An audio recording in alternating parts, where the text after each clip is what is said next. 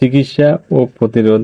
যদি আগ থেকে কোনো ডাক্তারের ওষুধ সেবন করে থাকেন তাহলে এই সময় ডাক্তারের সাথে দেখা করে ডোজ মেনটেন করে নেবেন। আসসালামু আলাইকুম।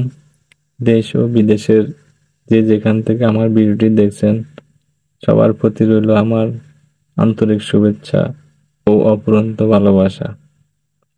আশা করি সবাই ভালো আছেন, আমিও আলহামদুলিল্লাহ ভালো আছি। প্রিয় ভিউয়ার্স, আমরা অনেকে হয়তো অবগত আছি যে শীতকালে অন্য ঋতুর তুলনায় মানবদেহে জয়েন্ট পেইন এবং মাসেল পেইনের পরিমাণ অনেকাংশে বেড়ে যায়। তো কেন এমন হয়, হলে কি করবেন, এর চিকিৎসা বা প্রতিকার কি, আজকের ভিডিওতে এটা আলোচনা করব।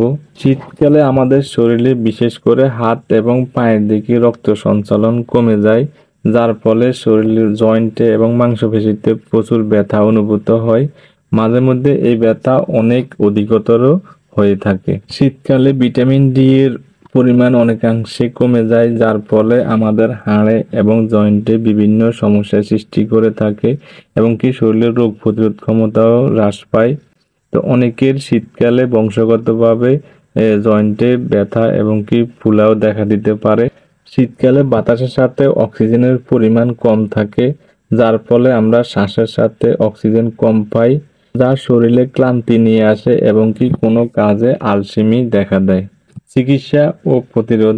যদি আগ থেকে কোনো ডাক্তারের ওষুধ সেবন করে থাকেন তাহলে এই সময় ডাক্তারের সাথে দেখা করে ডোজ মেনটেন করে নেবেন এবং তার পরামর্শ মতো চলতে চেষ্টা করবেন। ব্যথাযুক্ত স্থানে দিন 2 বার গরম সেঁক দিতে পারেন, তাহলে একটু আরাম পেতে পারেন।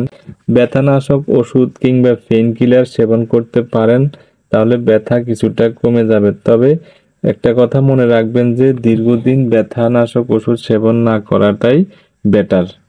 আপনার হাড় এবং জয়েন্ট ঠিক রাখতে হলে ভিটামিন ডি এবং ক্যালসিয়াম সমৃদ্ধ খাবার বেশি গ্রহণ করুন।